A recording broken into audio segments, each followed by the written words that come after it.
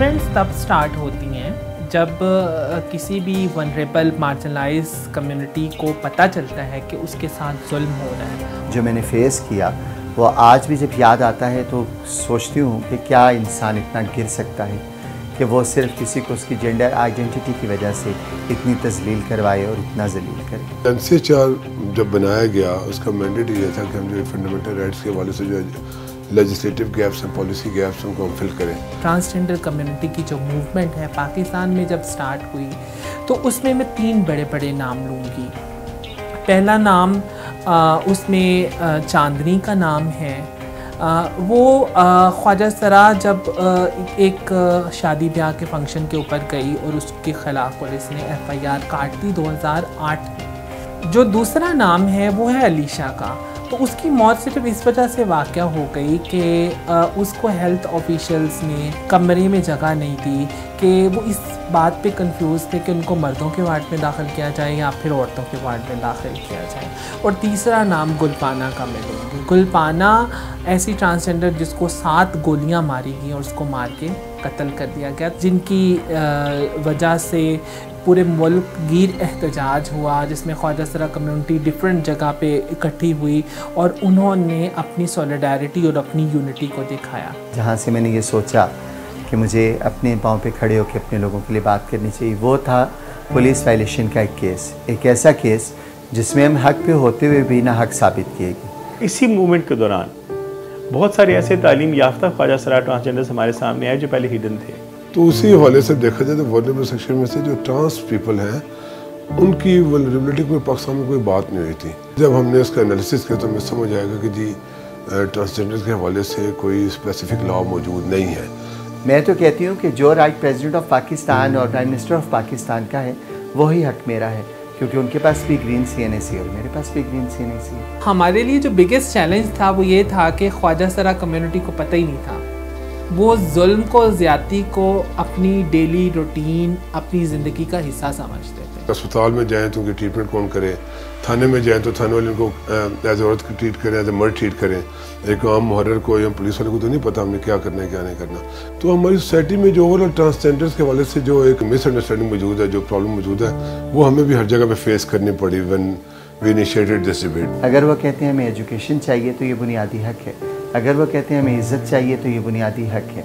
नाम नहीं लूँगी किसी इदारे का, क्योंकि कोई एक हो तो शिकायत करते भी अच्छे लगते हैं। हम तो A to Z हमेशा ही ये तकरीर, ये तहरीर, ये बहस करते ही रहते हैं। तो NCHR क्योंकि उसका मैंडेट ही ये था, तो उस टाइम हमने जब देखा तो हमने इसके ऊपर हमने वहाँ पे बात करनी स्टार्ट की।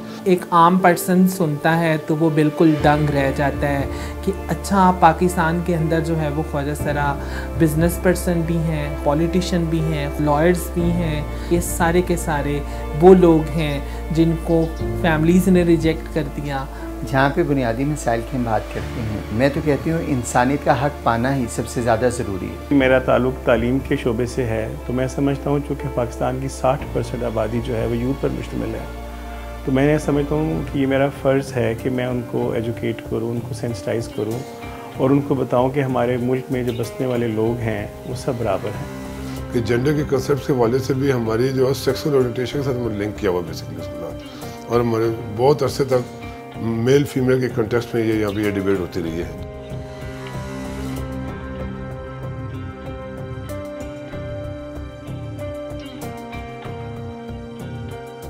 तो ये सब लोग जब इकट्ठे हुए और उन्होंने अपने लीडर्स को, अपने लोगों को, अपने रफ़्क़ाकार को शामिल किया तो एक बड़ी मजबूत तहरीक बनी और फिर उसके बाद ये जो ट्रांसजेंडर लॉ है ये बना। जो असल जो इसकी कंसेप्चुअल अंडरस्टैंडिंग थी वो पॉलिसी मेकर्स लेवल पे नहीं थी। 2018 में after hectic efforts of all the civil society groups and the parliament and the senate committee and all the relevant stakeholders, अल्हम्दुलिल्लाह हमारे मुल्क में पहली दफ़ा ये कानून बना, बड़ा प्रोग्रेसिव कानून बना। टेल जो आई स्टिल रिमेंबर कि जब कानून पास हुआ और उसके बाद फिर हमने पुलिस के लिए गाइडलाइंस बनाई। मुझे कम्युनिटी के फ़ोन आए, मैम जब भी अब हमें कोई पुलिस जो है वो पकड़ती है तो अब हमें ये नहीं कहता कि तुम लोग लड़के हो, तुम लोग जो है वो असली हो कि नकली हो। मुझे फैज़ का वो बड़ा मशहूर जो नज़्म है कि हम देखेंगे جب تاج گرائے جائیں گے، جب تخت اچھالے جائیں گے، میرے خیال میں اس موومنٹ کے پیچھے کچھ ایسا ہی جذبہ تھا. اور میں سمجھتا ہوں کہ پاکستان ایک ایسا مثال بنا دنیا میں، ایک ایسا پروگریسو نیشن کے طور پہ سامنے آیا کہ جہاں پر اس کمیونٹی نے خود اپنے لیے آواز بلند کی. خواجہ سرا کمیونٹی ٹرانسجنڈر گروپس جو ہے وہ ایک کلسٹرز کی صورت میں رہتے ہیں. تو ہر کلسٹر کا ایک گروپ ریپرزنٹیٹیو ہے جس کو، یا گروپ لیڈر ہے جس کو عام زبان میں گرو کہا جاتا ہے.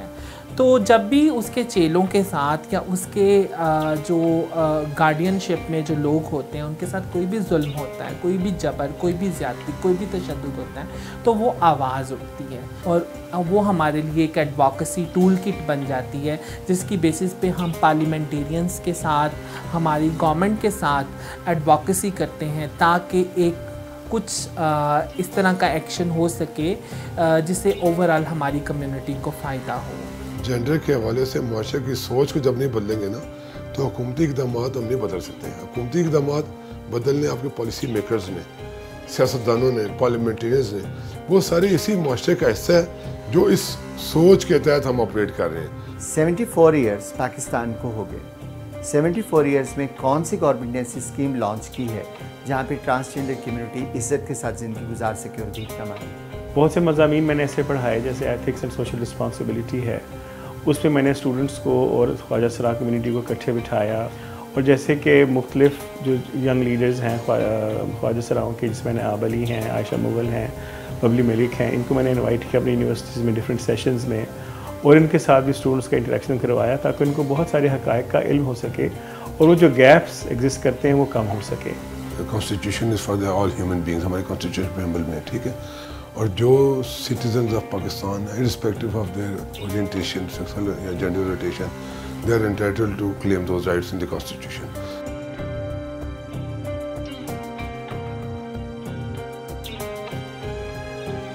تو یہ بہت ضروری ہے گورنمنٹ کے لیے کہ لاء کی امپلیمنٹیشن کے لیے جتنے بھی ادارے ہیں اس کے لیے گائیڈ لائنس بنائے اور ان گائیڈ لائنس کو پھر امپلیمنٹ کیا جائے. اس کے لیے گورنمنٹ کو چاہیے میری سجیشن میں کہ میڈیا کو استعمال کرے. میس اویئرنیس کی ہمیں بہت ضرورت ہے، ایجوکیٹ کرنے کی ضرورت ہے، پوری سوسائٹی میں اس کی ایکسیپٹنس کی ہمیں ضرورت ہے. مشکلات بالکل ہوتی ہیں لیکن جب اس کا جو ریزلٹ ہے وہ پازیٹیو وے میں آتا ہے اور اس سے ایکچولی لوگوں کو فائدہ ہوتا ہے تو یہ میرے خیال سے آپ کو موٹیویٹ کرنے کے لیے اور آپ کی کریج کو بڑھانے کے لیے اور آپ کی موومنٹ کو جاری رکھنے کے لیے جو ہے وہ بہت ضروری ہوتا ہے.